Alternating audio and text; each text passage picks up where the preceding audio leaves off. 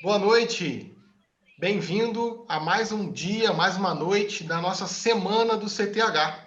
Hoje vamos continuar com as nossas apresentações musicais e também com as nossas palestras. Eu sou o professor Bruno Tamancold e nós estamos iniciando nesse momento a nossa semana do CTH, dessa noite de quinta-feira, uma noite chuvosa aqui em Petrópolis.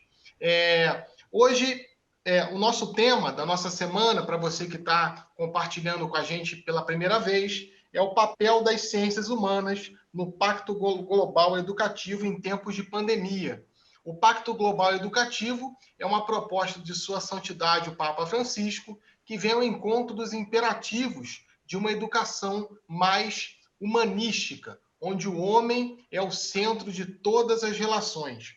Hoje nós vamos falar um pouco sobre a história local, sobre a história de Petrópolis, com um casal muito querido, professor Alexandre e professora Priscila. Mas antes, como sempre, o nosso Centro de Teologia e Humanidades tem um privilégio de ter em suas grades de faculdade o curso de música.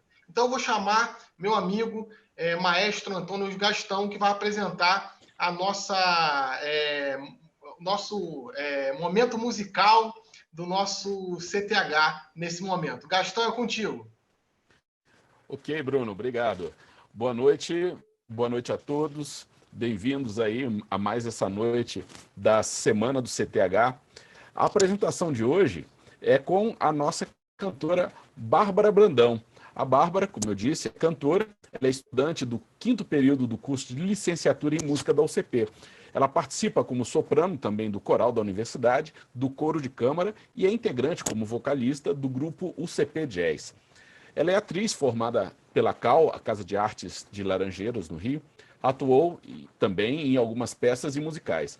Além dos estudos aqui na universidade, ela canta e toca violão, música popular, nas noites de Petrópolis e também em eventos.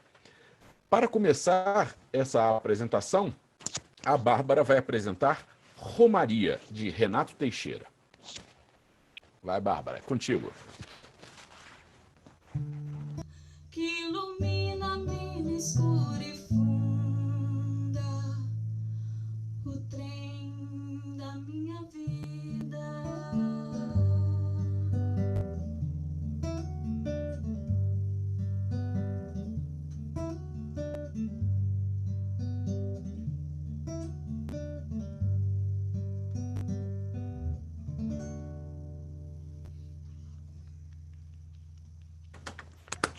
Aí, parabéns, Bárbara. Linda Muito música, bem, Bárbara. né? E linda interpretação, parabéns. O segundo número que a Bárbara vai apresentar tem tudo a ver com esses tempos nossos de pandemia, dessa loucura toda. Ela vai apresentar de Raul Seixas, Metamorfose Ambulante.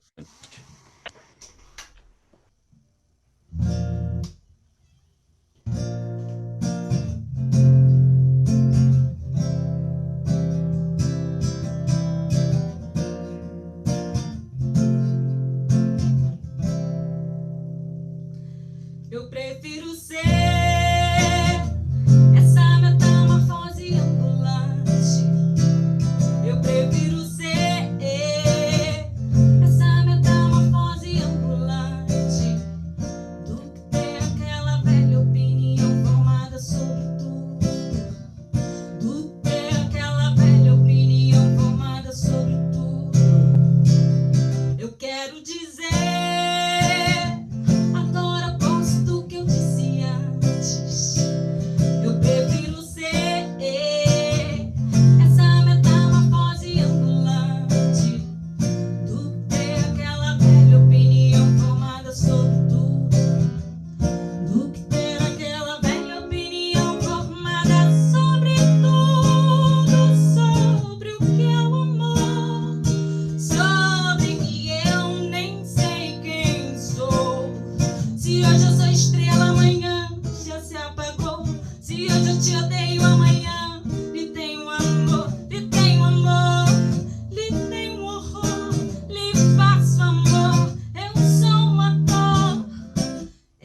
Chegar a um objetivo.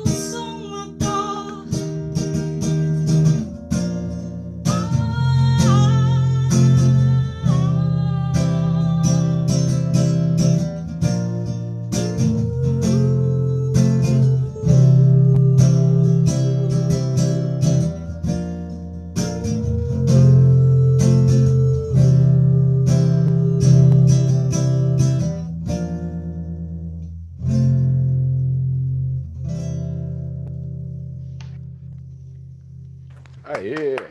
Muito bem. Muito bom, Bárbara. Parabéns, Bárbara. Muito legal, muito legal. Agradeço eu, em nome aqui do curso de licenciatura em música e também como um dos coordenadores, né, do CTH, eu agradeço muito, tá? Obrigado, Bárbara. E vamos passar agora... Obrigado. E vamos passar agora a palavra ao Bruno, nosso professor aqui, que hoje é o anfitrião dessa noite. Maravilha, Gastão. Muito obrigado mais uma vez pela sua disponibilidade em colocar sempre os alunos do curso de música, do nosso querido curso de música, para brilhantar a nossa semana do CTH. E parabéns, Bárbara, pela sua apresentação. Me lembrou um pouquinho, né? Você que estava acompanhando ontem a nossa semana pelo nosso canal CP, me lembrou um pouquinho a fala do professor Rafael Tonon, né? Ele que me inspirou. Pois é, olha que Na legal. escolha da música. Sim, sim. Por quê? Ele dizia que não é ruim mudar de ideia, muito pelo contrário, né? Muitas vezes ficamos arraigados a uma ideia até o fim da vida e isso não é ser coerente. Muito pelo contrário, coerente é você ver uma outra realidade e mudar de ideia, porque a realidade que você vislumbrou é melhor do que a primeira, né?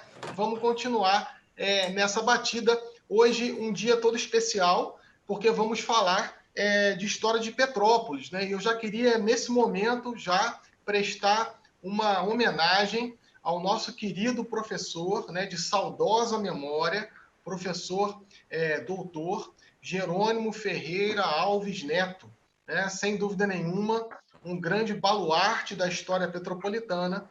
E hoje teremos dois amigos, né, querido Alexandre, querida Priscila, que eu já conheço já há alguns anos, que vão abrilhantar a nossa noite falando um pouco sobre a nossa querida história de Petrópolis, né, que é muito falada, mas muito pouco conhecida de maneira geral, né? Então, o tema de hoje é subsídios, né, como ajuda, né, do latim, né, Leandro? Subsidium, ajuda para a história local.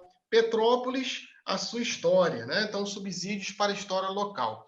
Deixa eu abrir aqui o currículo dos nossos palestrantes para apresentar nessa noite. Eu lembro, mais uma vez, você que está participando da nossa semana do CTH, no nosso TV UCP, você vai lá, se inscreve, clica no sininho, nós vamos ter, a partir já da próxima semana também, vamos continuar não com a semana do CTH, mas com várias palestras que vão envolver também esse momento que nós estamos vivendo de pandemia, de Covid, coisas relacionadas também à economia. Então, isso tudo, sem dúvida nenhuma, vai fazer parte da nossa vida, o TV, o CP. Deixa eu abrir aqui, o Leandro me mandou, deixa eu mandar abrir aqui, vamos lá. Primeiro, vamos começar com a Priscila, tá? A Priscila Musquim de Oliveira. É assim, Priscila, que se pronuncia o seu nome? Musquim? É assim mesmo, Bruno, tá certo. Maravilha. Então, vamos lá. A Priscila é doutora em História pela Universidade Federal de Juiz de Fora. A linha de pesquisa da Priscila nesse doutorado foi poder, mercado e trabalho, né? Ela fez estágio na CAPES, no Instituto de Ciências Sociais da Universidade de Lisboa, onde desenvolveu pesquisas acerca das elites empresariais portuguesas e as relações comerciais luso-brasileira, no contexto do Estado Novo. Tá? É professora substituta da Universidade Federal Fluminense, a UF, na área de História do Brasil republicano. Tá? É mediadora pedagógica, de tutora presencial, das disciplinas de Historiografia Contemporânea de História, né? Historiografia Contemporânea e História e Documento do curso de Licenciatura em História EAD da Universidade Federal do Estado do Rio de Janeiro, a Unirio. Integra também o grupo de estudos direitas, História e Memória, tá? Do CNPq. Possui experiência na área de História do Brasil republicano, em especial História Política e História Econômica na primeira metade do século XX. Possui pesquisas na área de História Regional, tá? Especialmente no estado do Rio de Janeiro, com trabalhos publicados abordados a temática de imigração e a dinâmica e conflitos entre núcleos integralistas, fascistas e nazistas na década de 1930, na cidade de Petrópolis. Isso é muito interessante. Tá? Então, essa é a nossa ilustríssima Priscila. E aí vamos para o nosso conhecido mais próximo, meu querido amigo Alexandre Luiz de Oliveira, professor adjunto do curso de História Presencial e EAD da Universidade Católica de Petrópolis, né? Nossa mais recente aquisição, excelente aquisição do nosso quadro universitário. Uma honra, meu amigo, trabalhar com você. É doutor em História pela Pontifícia Universidade Católica do Rio Grande do Sul, tá? E a área de concentração, né, a pesquisa dele de doutorado, foi sobre História das Sociedades Ibéricas e Americanas. É mestre em História pela Universidade Federal de Juiz de Fora, com linha de pesquisa muito parecido com a Priscila, que é a esposa dele, né? De repente foi nessa linha de pesquisa que eles se enamoraram, quem sabe, né? Poder, mercado e trabalho, né? Possui ainda graduação em História pelo Centro de Ensino Superior de Juiz de Fora. Ele integra o grupo de estudo Direitas, História e Memória, também do CNPq. Participou como estudante do grupo de pesquisa Portugal e Brasil no Mundo Contemporâneo, Identidade e Memória, da Pontifícia Universidade Católica do Rio Grande do Sul. Integrante do grupo de História das Direitas e Autoritarismo, na UF. Foi bolsista CAPES, vinculado ao Programa de Pós-Graduação em História da PUC do Rio Grande do Sul, onde desenvolveu a tese de doutoramento sob o título A Política dos Cardeais, uma análise transnacional da atuação de Sebastião Leme e Manuel Cerejeira, 1930-1945. Com estágio em pesquisa em Portugal, junto ao Centro de Estudo de História Religiosa da Universidade Católica Portuguesa. Tem experiência na área de História das Direitas, com ênfase em História do Autoritarismo, atuando principalmente nos seguintes temas: integralismo e catolicismo no eixo Brasil-Portugal. Então, meus amigos, uma honra recebê-los, né? E, primeiramente, gostaria de agradecer a vocês, ao Centro de Teologia e Humanidades, a nossa secretária Larissa, Ana Carolina e ao Bruno da Comunicação, que fazem esse espaço ser possível. E um agradecimento todo especial ao nosso diretor, Leandro Rodrigues, que está lá de stand-by. Se acontecer algum problema, ele vai nos resgatar aqui, se por acaso algum de nós cair o sistema, né? E agradecer a você, que nos deixa, mais uma vez, entrar na sua casa, mudando quase que a modalidade de ensino, quase que uma preceptoria, né? Como eu disse ontem, antigamente os professores iam na casa, então hoje nós estamos entrando na sua casa. Então, sem delongas e churumelas, vamos passar para o Alexandre e Priscila, a palavra é com vocês. Boa noite, Bruno. Boa noite a todos, né? Agradeço a oportunidade de estar falando aqui na Universidade Católica, né? Essa semana de História, que é essa semana acadêmica, perdão, que é uma semana já tradicional, né? Na vida acadêmica da cidade, né? Agradeço ao Leandro, né? O nosso diretor, ao Bruno, à universidade por essa abertura, né?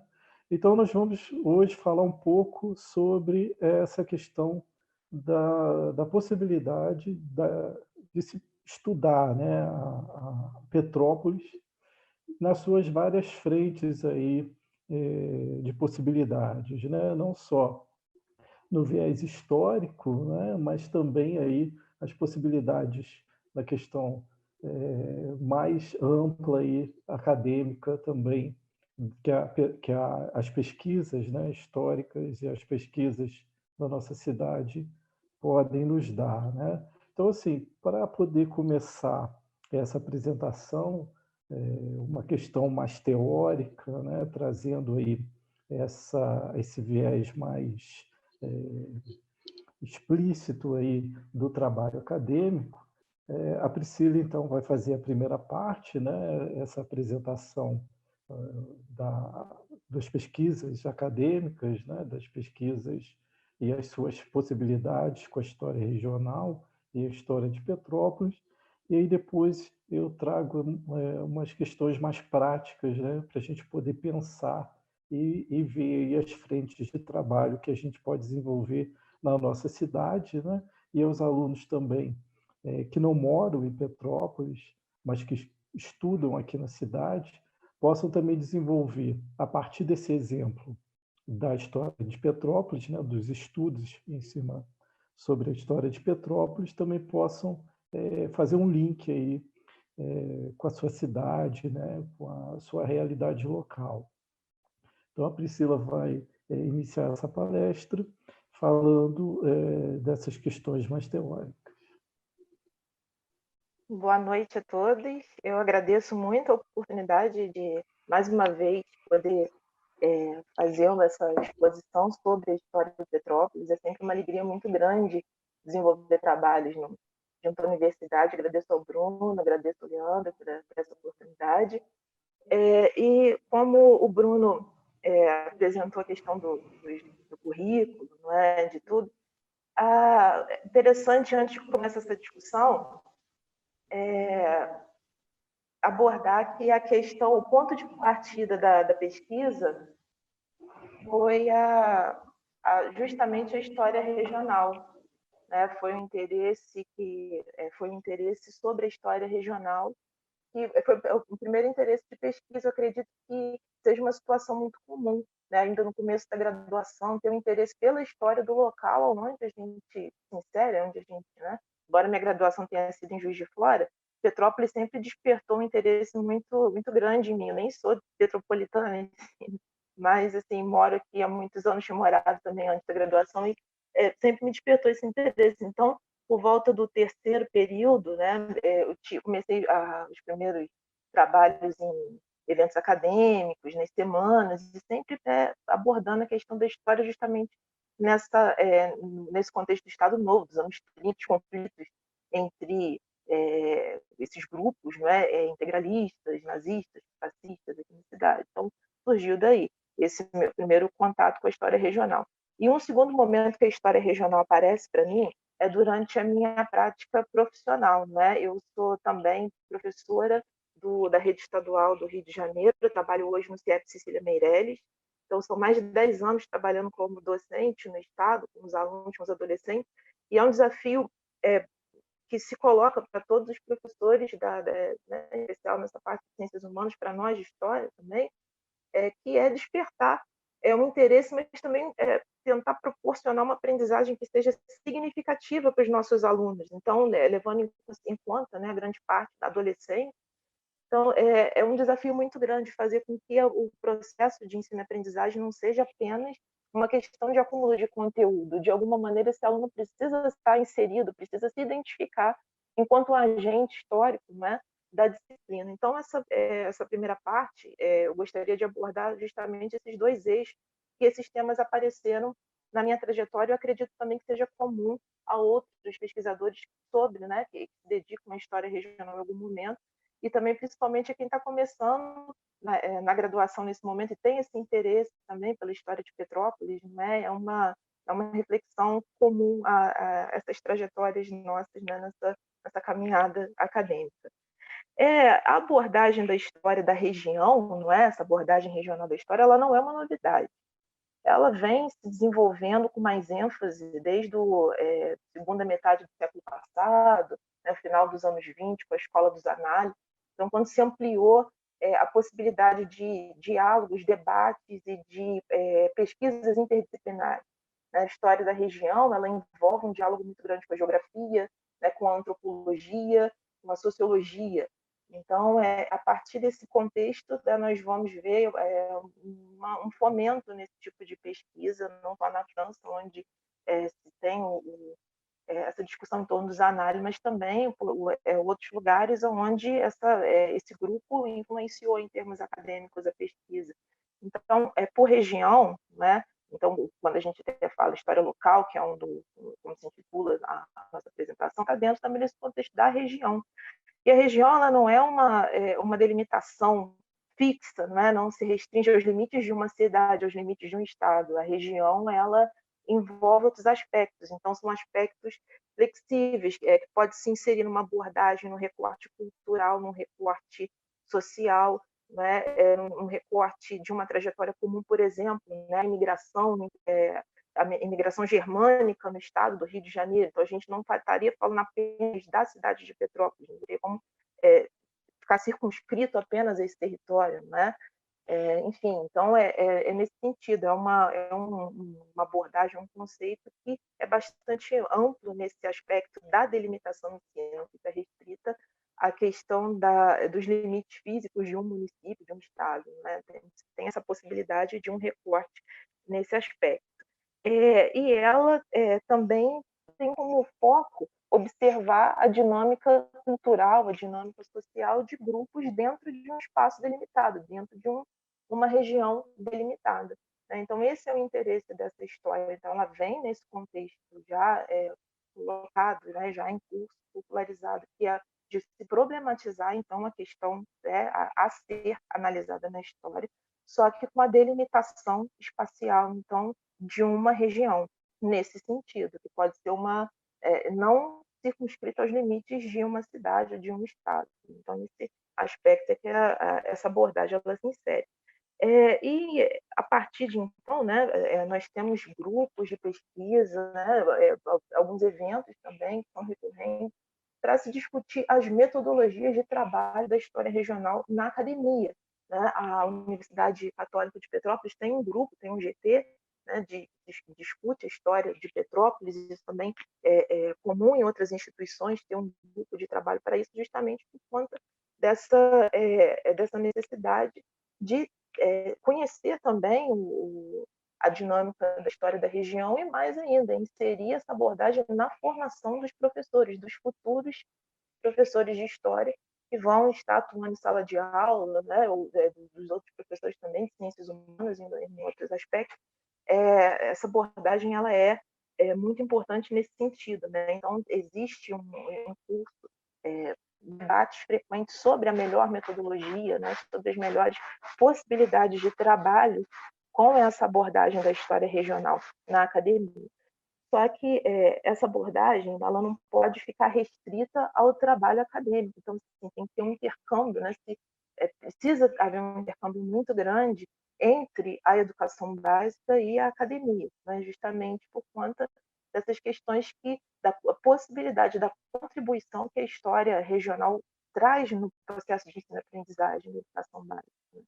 Então, esse é o segundo eixo que a gente pretende abordar também, na noite de hoje, que é essa questão da história, dessa conexão entre a história regional, entre as metodologias de história regional com a educação básica. No primeiro sentido, se discute a necessidade, então, de se valorizar a região no ensino no contexto da educação básica, a partir de discussões do final meados da década de 80, com o processo de redemocratização, de discussão então de novas diretrizes curriculares, que culminou então na Lei de Diretrizes e Bases de 1996, mas de discussões então já vinham de décadas anteriores. E nesse processo ressaltou-se muito a questão da necessidade de valorizar a identidade cultural, a identidade dos alunos. E quando a gente também traz esse conceito de identidade cultural, ele é um conceito muito amplo, porque ele engloba várias outras identidades. Então, a gente fala, a partir do momento que a gente aborda a identidade cultural, a gente fala de identidades regionais, identidades também vinculadas à questão religiosa, questão familiar, então uma série de outras identidades, muitas vezes conflitantes entre si, mas fazem parte constitui o cidadão, essa multiplicidade então, de de identidade que compõem o que a gente conhece como identidade cultural. E a identidade regional está presente nesse aspecto, né? Então, né, nessas discussões curriculares, se levou em conta a necessidade de abordar a história regional, não é? Nesse processo justamente de reconhecimento, né, e de valorização dessas identidades regionais no ensino. Então, a partir desse processo, a partir desse movimento, as identidades, então, elas passam a ser colocadas, né, dentro das recomendações curriculares. Então, a gente tem um primeiro movimento nos parâmetros curriculares nacionais, incentivando, né, a introdução dessa abordagem das histórias regionais, mas de maneira também muito flexível, fica a cargo dos municípios decidirem de que maneira isso vai ser colocado, né? No caso de Petrópolis, existe a disciplina instituída, né, desde os anos 80, a disciplina de História, né, História e Geografia de Petrópolis, né, enfim, mas fica a cargo de cada município e estado decidir como deve trabalhar, né? Essa abordagem de aula, ela permite, ela possibilita para o aluno se identificar com aquele conteúdo, porque é muito comum professores falarem sobre, discutirem temas mais amplos, né, o feudalismo, a Revolução Francesa, uma revolução industrial, e muitas vezes o aluno não sabe, a gente vai trabalhar com o mapa da Europa, com o mapa da Inglaterra, né, com o mapa enfim, e ele não sabe se localizar dentro do mapa do Brasil, ele não sabe onde está o estado do Rio, ele não sabe onde está a cidade de Petrópolis dentro do estado do Rio. Então, não tem... acaba dando muito sentido em estudar, em compreender, até uma dificuldade mesmo, de compreender um contexto mais amplo a partir do momento que ele não consegue se localizar dentro daquela discussão, dentro daquele contexto, nem em termos espaciais, né, nem em termos geográficos e também nem em termos históricos, né? Então, nesse sentido, a história, essa abordagem da história regional, ela permite, contribui também para o processo de ensino-aprendizagem, né, de outros conteúdos, a partir do momento que o aluno ele tem um referencial, ele sabe onde ele está, ele sabe minimamente a história das instituições que formam o espaço, a cidade, a região onde ele se encontra, né? Então, nesse sentido, essa abordagem da história regional, ela contribui também para a formação crítica do cidadão, né, sendo colocada no contexto escolar. Outra contribuição também que ela traz é a questão também de se observar as diferenças em termos culturais, porque muitas vezes se tem por conta da possibilidade que a tecnologia traz, não é, de tantas vantagens, né? Hoje estamos aqui reunidos todos por conta da possibilidade tecnológica, então as distâncias são encurtadas, né? É possível se falar, é possível se debater questões acadêmicas mesmo fora com espaço num contexto de isolamento social. Então é possível se conversar com pessoas de outros países em tempo real, as distâncias acabam encurtadas e também circula-se também muitos produtos culturais de outros países, enfim, e isso acaba fragilizando a cultura local em meio desse processo. Então, ela acaba de certa maneira, correndo o risco de se perder, de se fragmentar nesse sentido. Então, a valorização da identidade regional, nesse sentido, a valorização, a compreensão da história da região, contribui para que se conserve esses elementos culturais também. Então, e também para que não se tenha a ideia de uma cultura homogênea, né, uma cultura única para todos, que acaba se sobrepondo, acaba sendo, né, comprometendo de aspectos culturais de uma região. Enfim, mas continuando então, né, essa questão da abordagem, né, no ensino, a abordagem da história regional no ensino, ela traz essa contribuição, né, dessa percepção da valorização dos elementos culturais e evita também que se perca esses elementos num contexto em que se tem acesso a culturas, aos outros produtos culturais de uma maneira muito fácil, né? E é nesse sentido que essa abordagem ela permite que se valorizem esses elementos e que eles não se percam nesse processo, né? Uma outra contribuição do estudo da identidade regional na educação básica. E um outro elemento,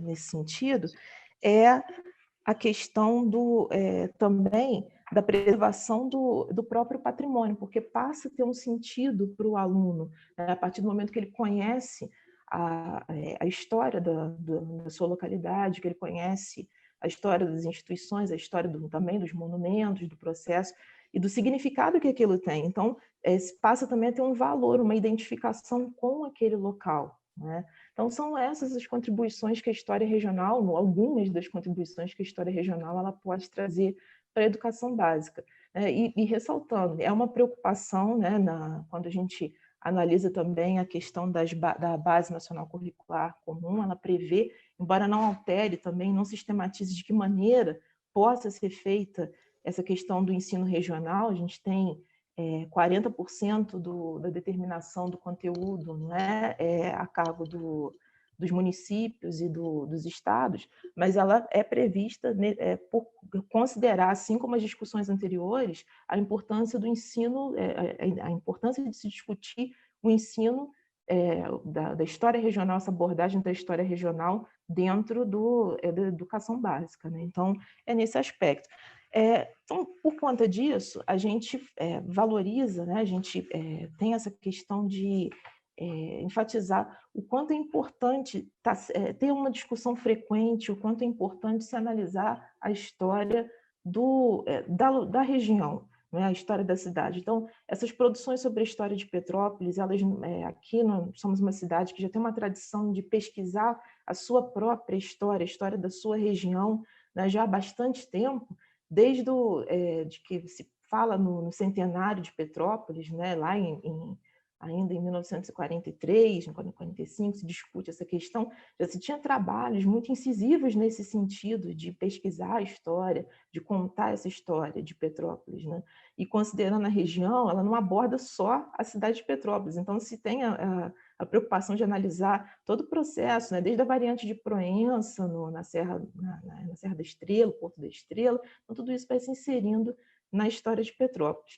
E nesse contexto atual, né, nesse contexto que nós vivemos, essa pandemia mundial, né, a importância da história regional também, dessa abordagem regional, ela não perde seu significado, porque todo esse trabalho de compreensão do processo, todo esse trabalho de registro das mudanças, das rupturas, o processo de como esse impacto da doença, considerando a questão do Covid-19 na cidade, tudo isso também passa a ser papel também do historiador e, nesse sentido, essa abordagem regional. Não é?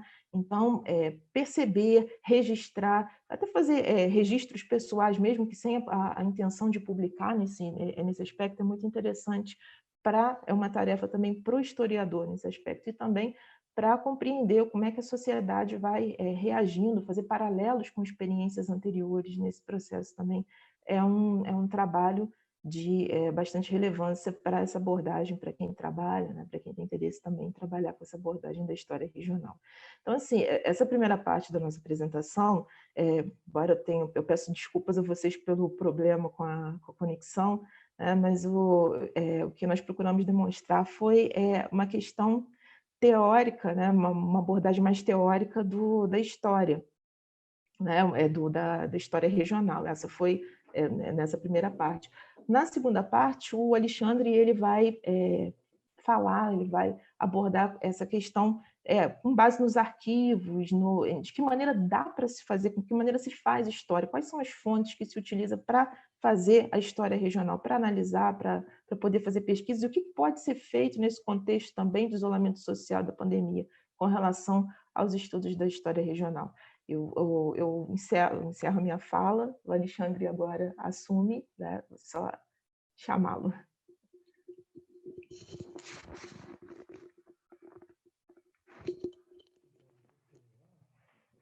E tu fica assistindo, porque se começar a falar muito, tu me diz. O Alexandre vai entrar. Agora o Alexandre vai entrar e vai dar continuidade à nossa palestra, né? A gente está só fazendo aqui a transição. Então, contigo, Alexandre. Tá ótimo. Essa questão da internet está complexa, né? Porque por mais que você tenha uma internet boa, em determinados momentos ela dá algum probleminha e te deixa um pouco na mão, né?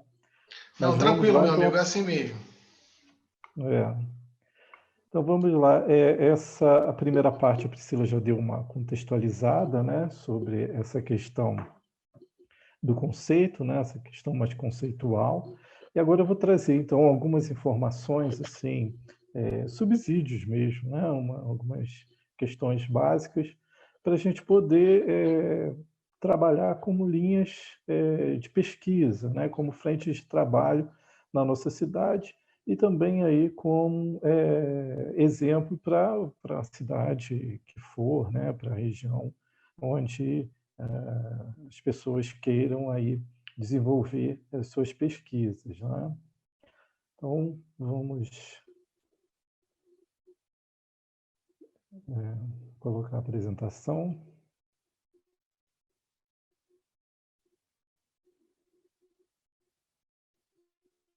Acho que foi, né? Tá. Então, esse primeiro momento, né, os subsídios aí para a história de Petrópolis, né, é um exemplo que a gente está trazendo, está mostrando aí de como desenvolver esse tipo de pesquisa, tá? Então, a partir do exemplo de Petrópolis, não é, a gente tem aí, pode levar para outros campos, para outras localidades, sem problema nenhum, tá? Só trazendo essa informação, né, a Universidade de Petrópolis, então, nós temos um grupo de pesquisa, né, que já vem funcionando já há algum tempo, justamente sobre essa questão da regionalidade, né, cidade de Petrópolis, múltiplas formas de estudo, é um grupo bem abrangente, e esse título abre muito espaço, né? Não se fecha ali só mesmo na questão da história ou no seu período imperial, no seu período republicano, não é? Mas ele abre ali a possibilidade para estudar Petrópolis em várias vertentes, né? De várias formas, não é? Então, esse grupo atuando aqui na UCP, né? Com alunos tanto da graduação em História Presencial, quanto o EAD e alguns ex-alunos, né, que já se formaram, continuam fazendo essa contribuição nesse momento, então, aí, para a gente tentar fazer um levantamento bibliográfico, né, do que já foi produzido sobre a história de Petrópolis, né, o que já quais as várias vertentes, né, a sua arquitetura, sua engenharia, sua arte, não só o viés da história em si, né, mas também aí outras vertentes que a gente está feito então esse levantamento, né? Então essas pesquisas, essas fontes que eu vou trazer, também tem a ver com esse andamento da pesquisa que está sendo desenvolvida na universidade, né? Então, Petrópolis, a cidade foi fundada, né? Começou aí o seu esboço 16 de março de 1843, né? Após a assinatura do decreto imperial, Dom Pedro II. É importante a gente levar em conta que Petrópolis foi uma das poucas cidades que primeiro surgiu no papel, não é? Primeiro ela teve a lei chancelando aí a formação desse povoado, não é? Para depois começar aí a edificação de vilas, né? De uma circulação posteriormente enquanto cidade mais dinâmica, né?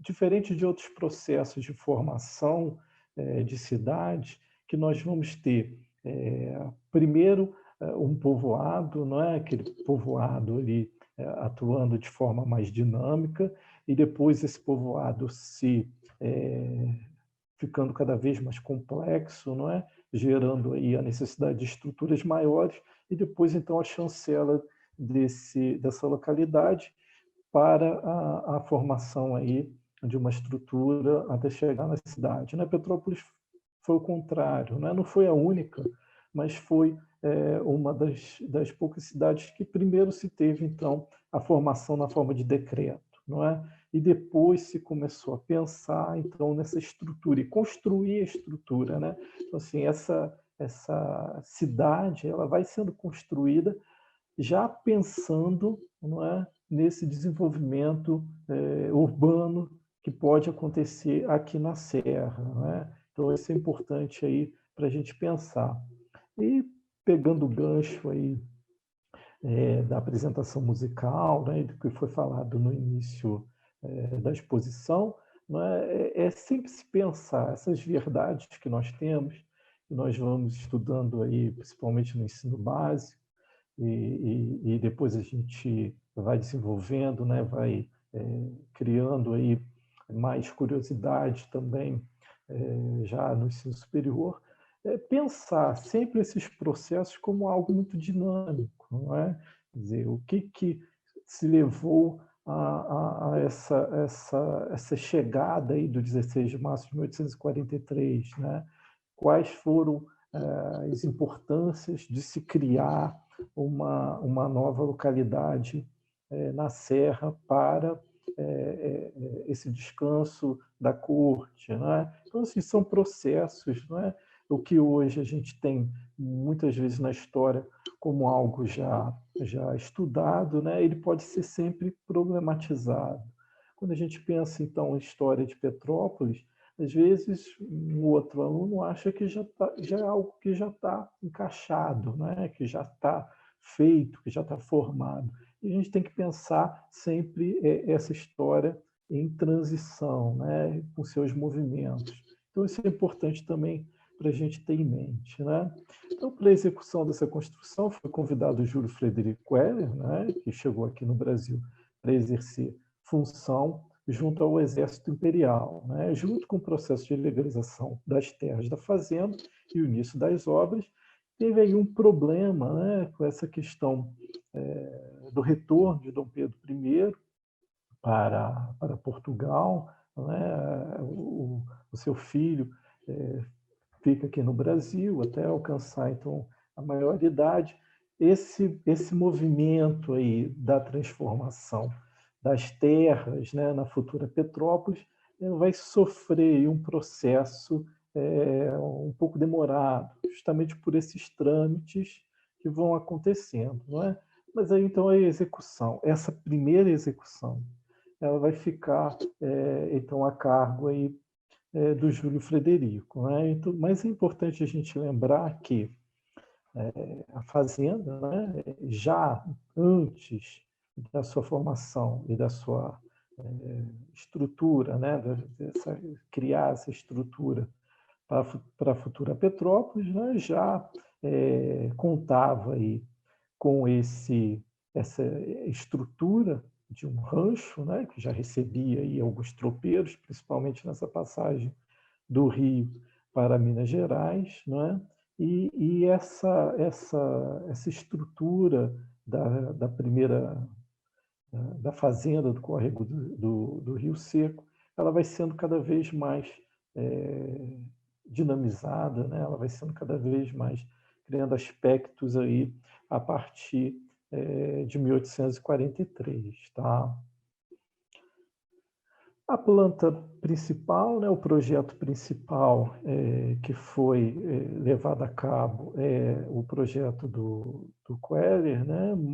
Essa planta ela vai sofrendo aí algumas modificações também ao longo do tempo, justamente porque não é, o Queller não vai ser o único a administrar essas terras de Petrópolis, não é?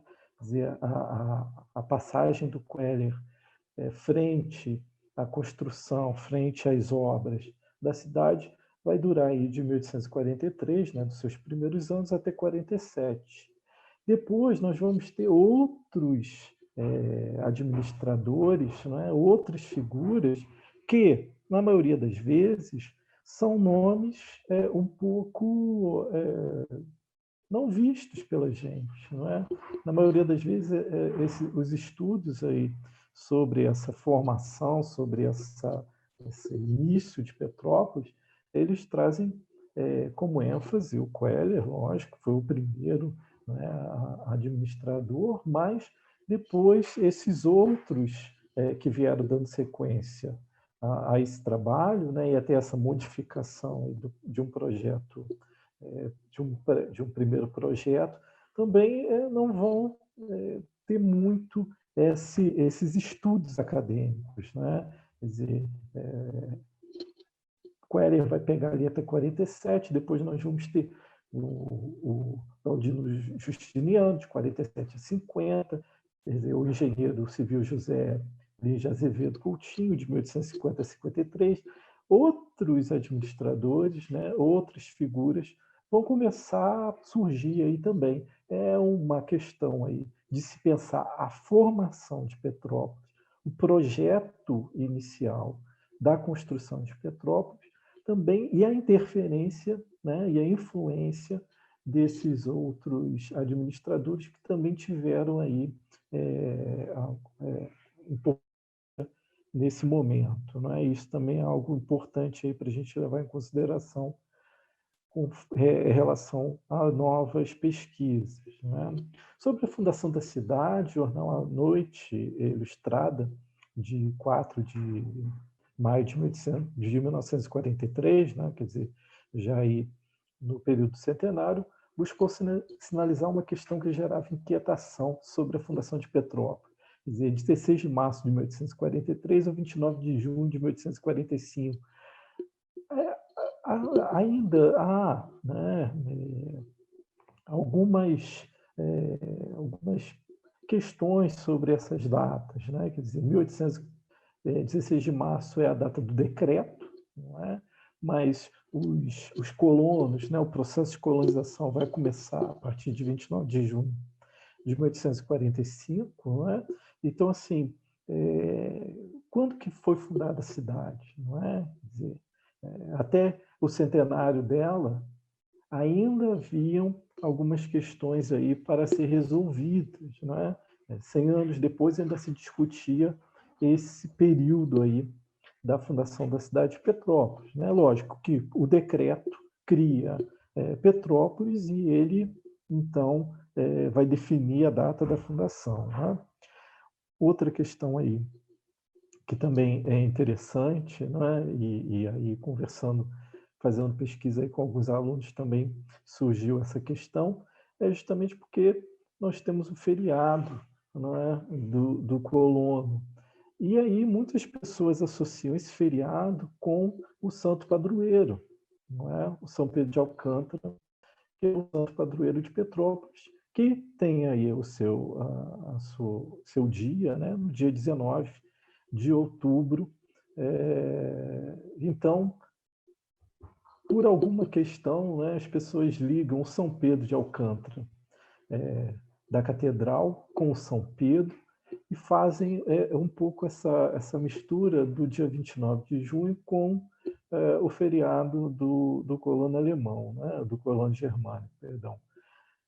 Só para deixar, então, essa ilustração, né, que até hoje, a gente conversando, até no meio acadêmico, ainda tem algumas questões aí que ainda ficam bastante evidentes, não é?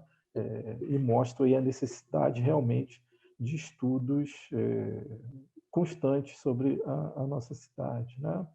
Aí, só para ilustrar, né, quer dizer, para pesquisas futuras, né, o primeiro jornal de Petrópolis, o Mercantil, de 1857, não é? Depois, posteriormente, nós tivemos o Paraíba, não é? E, em seguida, a partir de 1858, o Brasília. Não é? Não são periódicos fáceis de se encontrar para pesquisas, tá?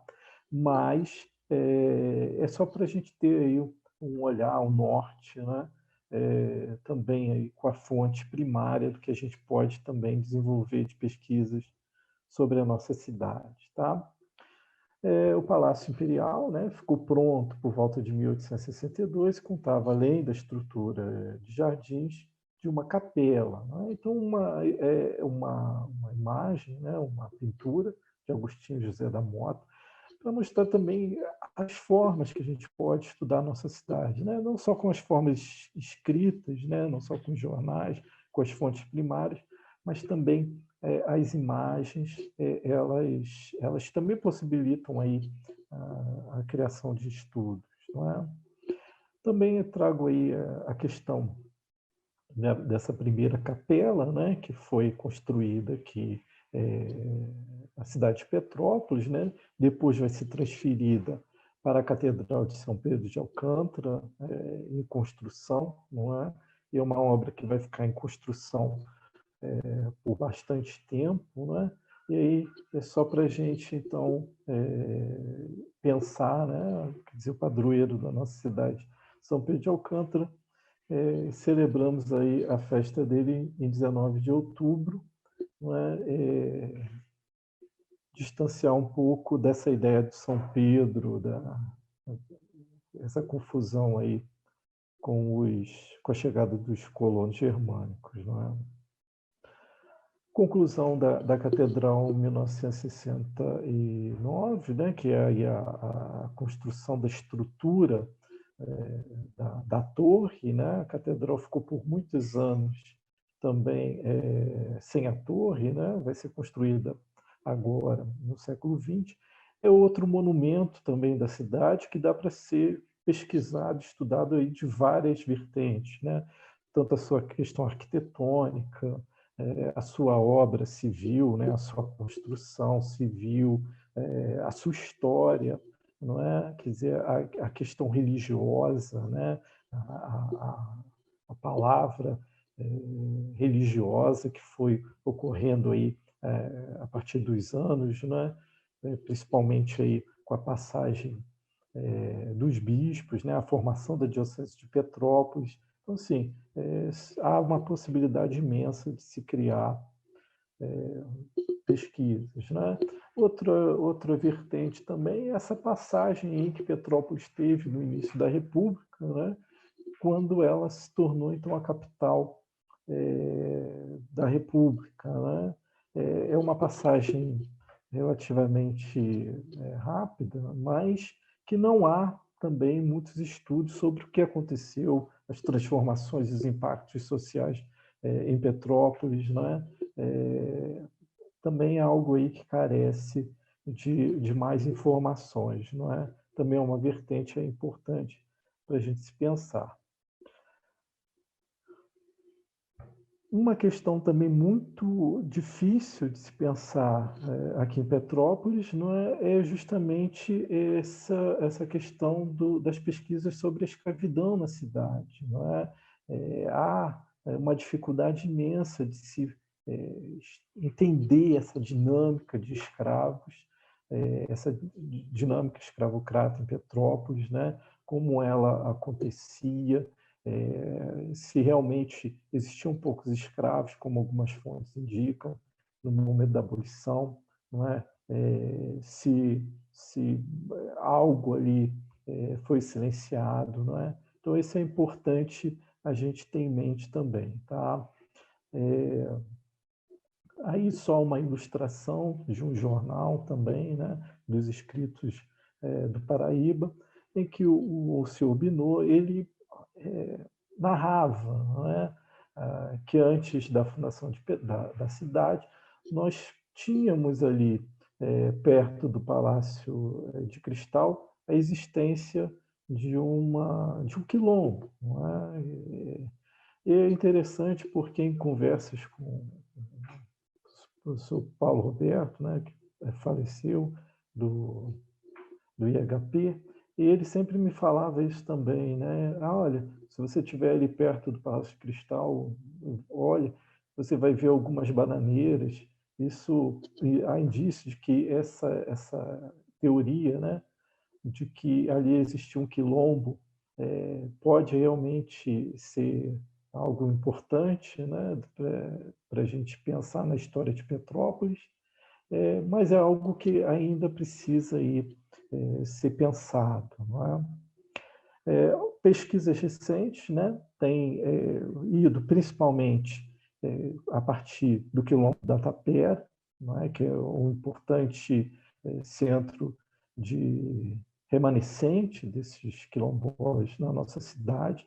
Então, eu trouxe aqui 2 pesquisas para a gente pensar, que estão tentando remontar esse imaginário do escravo na nossa cidade, não é? Ou antes, um pouco ali de 1843, mas tentando remontar o que ocorreu nesse período, né? Então, assim, a gente vai pegando algumas fontes, alguns grupos importantes para poder reconstruir e remontar esse quebra-cabeça aí da cidade de Petrópolis, né? Outra questão também que eu trouxe aqui para a gente pensar é justamente essa emancipação dos escravos em Petrópolis no dia 1º de abril de 1888, antes, né, da abolição da escravidão no Brasil, né? Se a gente for pensar que Petrópolis já tinha uma série de movimentos que estavam sendo realizados na cidade, já traz essa data aí também, algo importante para a gente pensar até a influência desse movimento de Petrópolis para a abolição da escravatura no Brasil, não é? Fazer algum link, né? Algo que também rende aí bons estudos, tá? Trazendo já para o século XX, não é? E uns estudos aí mais próximos do que eu realizo, né? A Ação Integralista Brasileira, esse movimento de inspiração do fascismo italiano no Brasil.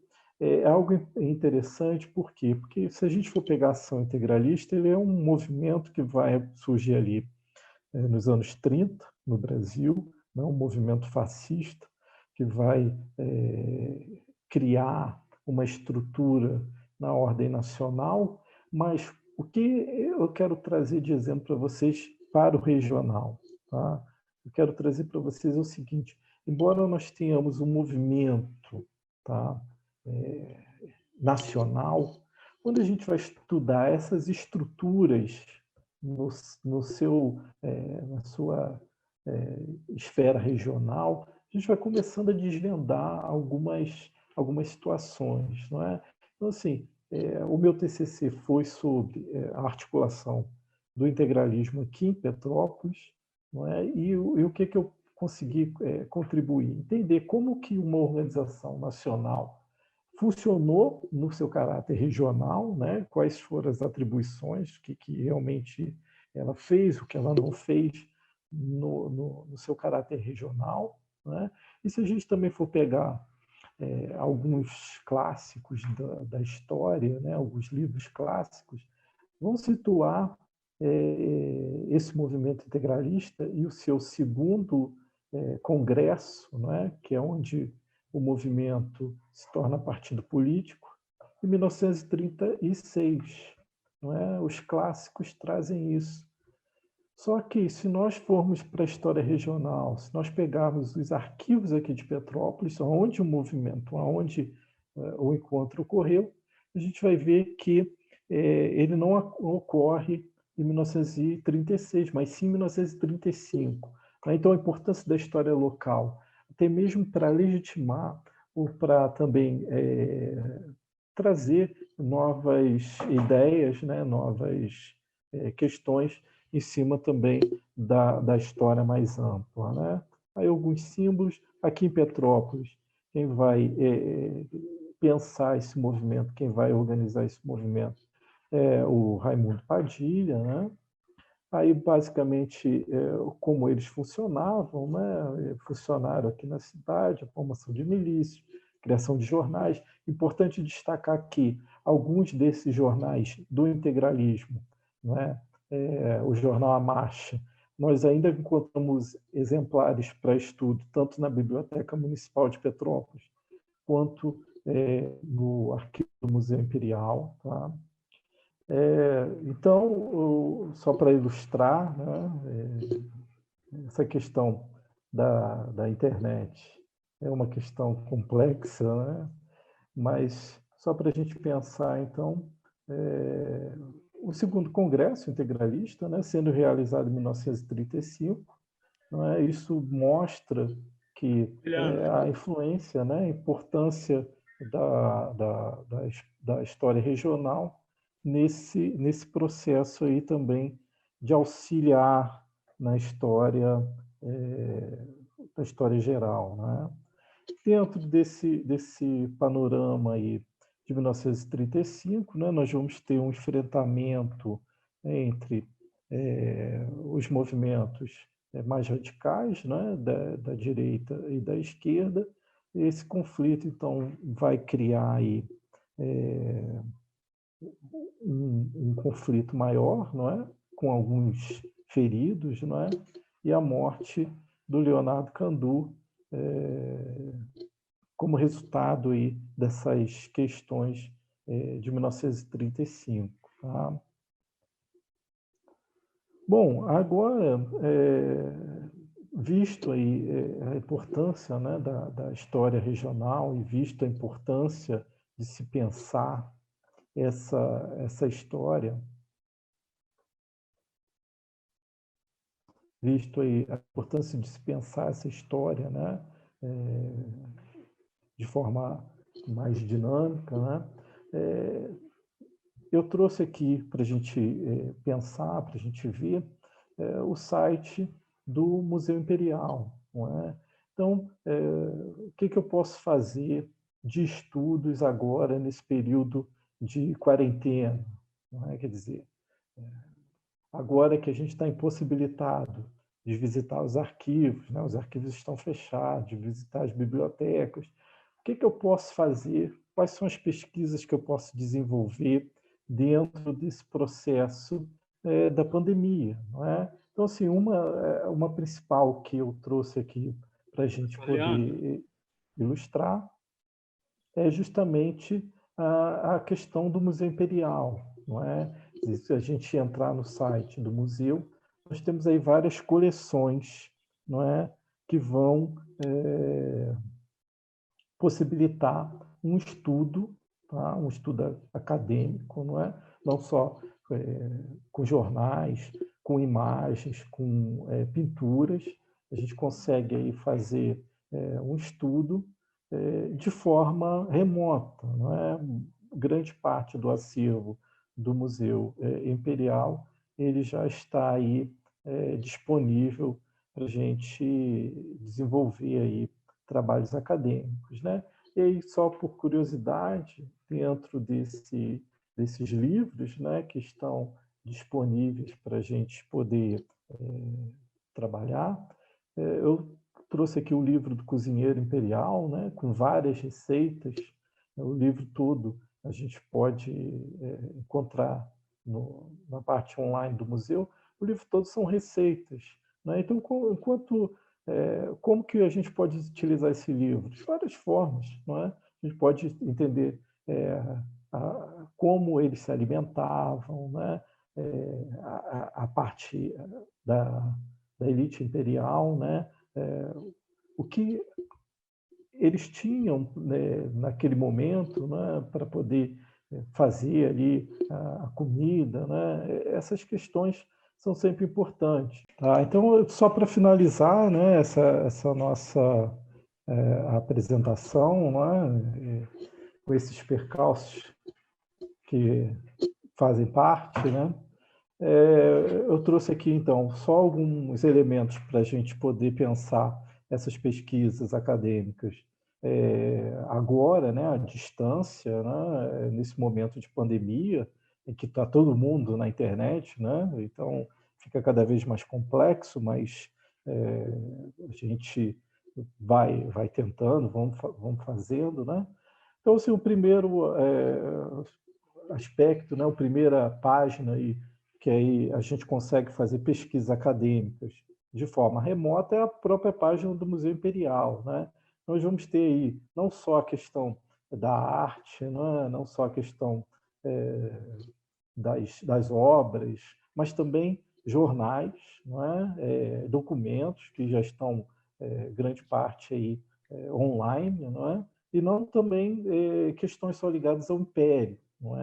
Nós vamos ter também já documentos voltados aí para o século XX. Tá? E aí, só para ilustrar essa questão do livro, do cozinheiro imperial, com várias receitas que o livro traz, também com uma possibilidade aí de estudo. Tá? Outro canal também importante para a gente destacar aí na quarentena é o site da Hemeroteca, da Hemeroteca digital, da Biblioteca Nacional. Tá? Também a possibilidade aí da gente pesquisar jornais, pesquisar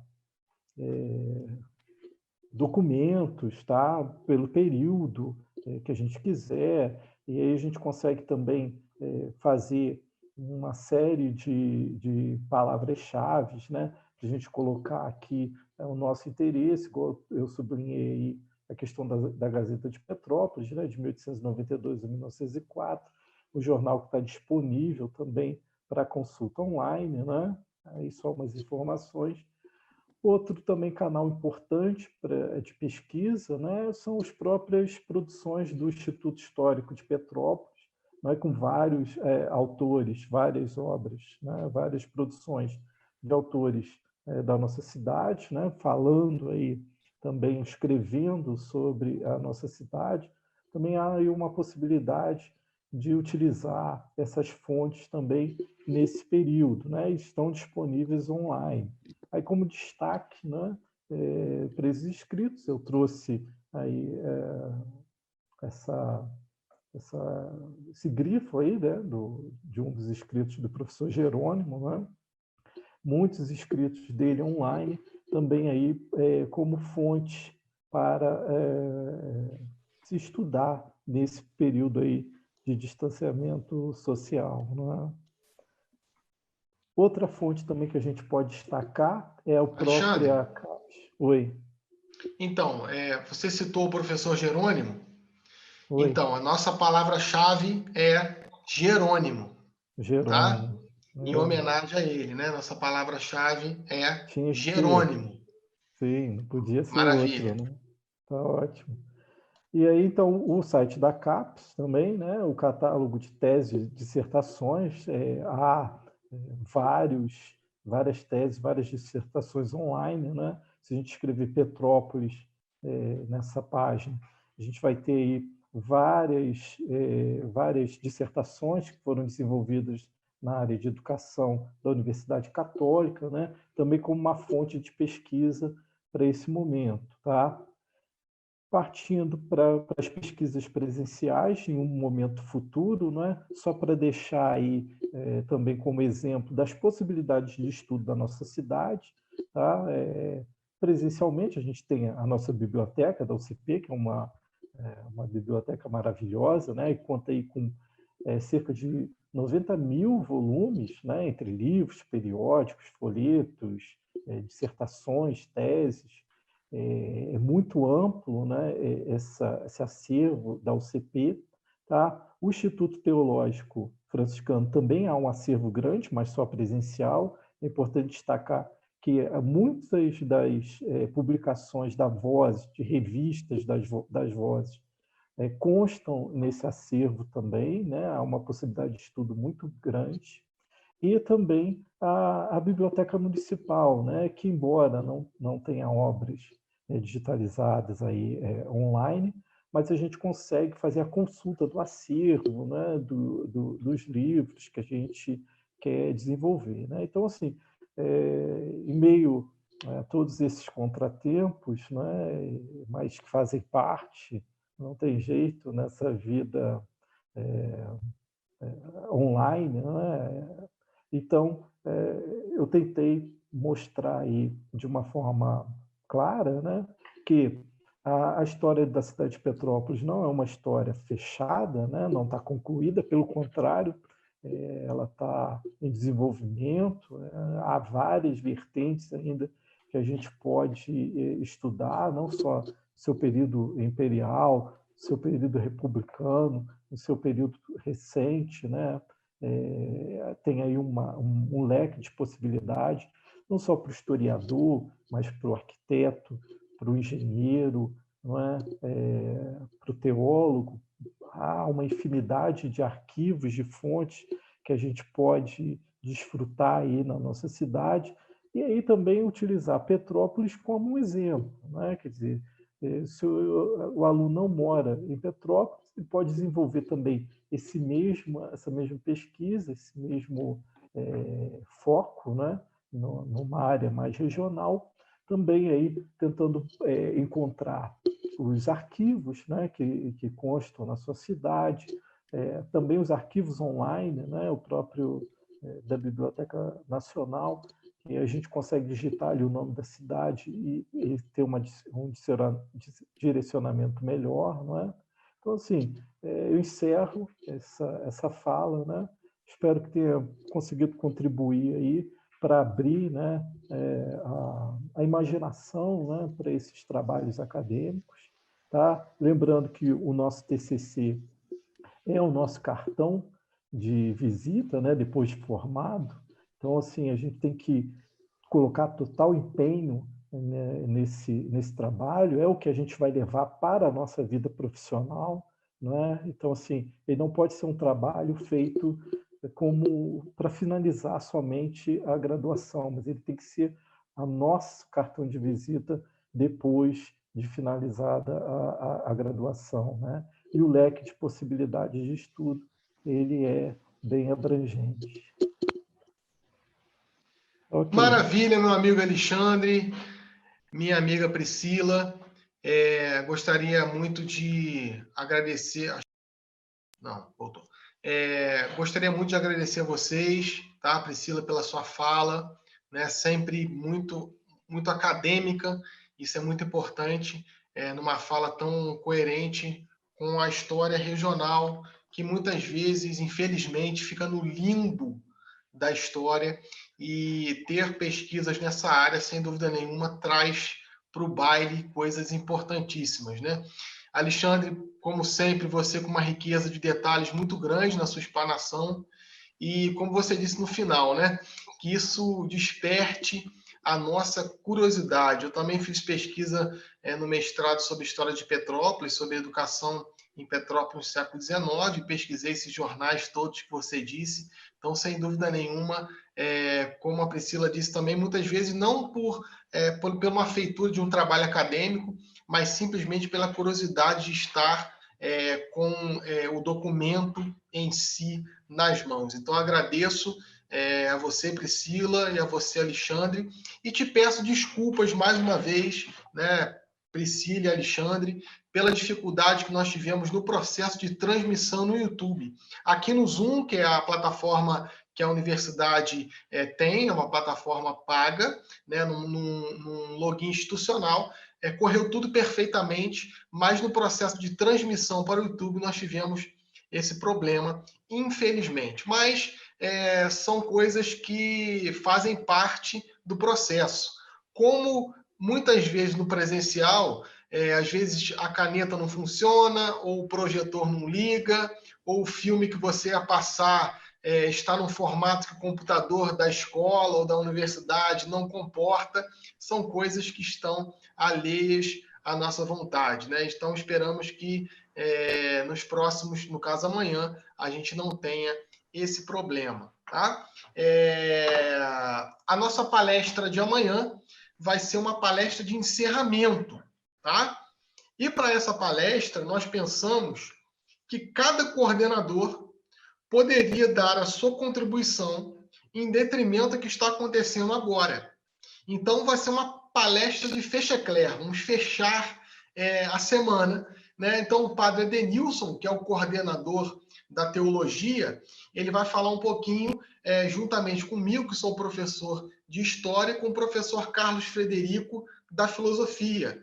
Então, nós três vamos falar um pouco sobre a parte teológica, que vai caber ao padre Adenilson, a parte historiográfica, né, como que a história vê a questão das pandemias ao longo dos séculos, é o padre Adenilson com a teologia, e o professor Carlos Frederico com a questão do sentido filosófico, do sentido da vida nesse contexto de pandemia. Professor Leandro, que é o nosso diretor, vai falar um pouco da questão da literatura sobre as pragas, e a professora Cíntia Chung e também a professora Fabiana, que é a diretora do PPGE, falarão sobre as implicações pedagógicas desse processo. Parece que vai ser uma palestra muito longa, mas cada um vai falar um pouquinho, cerca de 5, 3 minutos, né?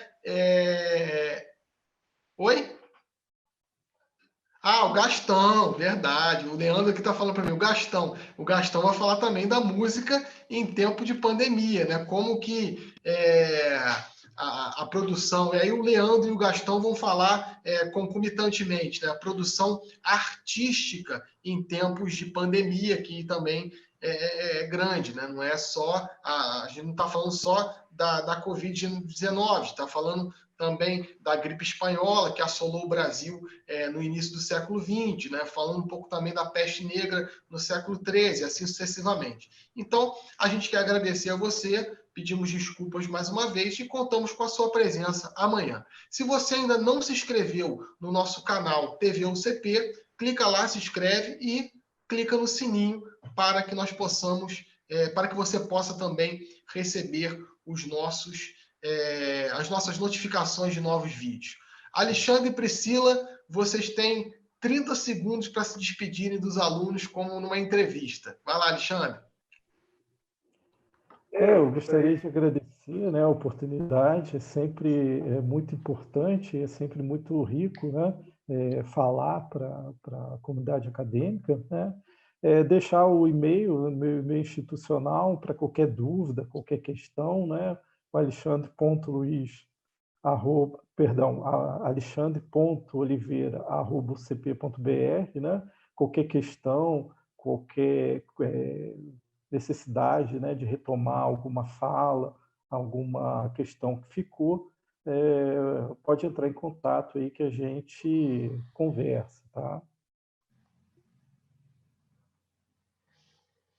Eu queria agradecer muitíssimo a oportunidade, novamente, né, de falar aqui, embora à distância, embora com as dificuldades do YouTube, da internet, né, também desse período. E agradeço principalmente a quem ouviu, a quem migrou para o Face, o pessoal que está acompanhando, eu dei uma olhadinha nos feedbacks no Facebook, eu fiquei muito contente. É sempre uma alegria muito grande ter esse retorno, né? E só uma última palavra, né, com relação a essa questão das discussões, o Bruno adiantou amanhã também, terão discussões bastante ricas, contextualizando o período da pandemia da Covid, que a história, ela, embora tenha essa questão de ser tão vinculada com o passado, o objeto de estudo da história, a ação humana ao longo do tempo que passa, é uma ciência feita no presente, a partir de questões do presente. Então, todo esse olhar, né, a partir dessa abordagem, no caso específico do que a gente procura trazer hoje sobre a história regional, vai ser feita com questões elaboradas com influências que estamos vivendo nesse contexto, né? O olhar nosso hoje, todo esse processo dinâmico que nós estamos vivendo, vai influenciar nas questões que nós vamos colocar para analisar o nosso passado. Então, também essa perspectiva da relação da escrita da história, né, no tempo presente. É importante não perder de vista.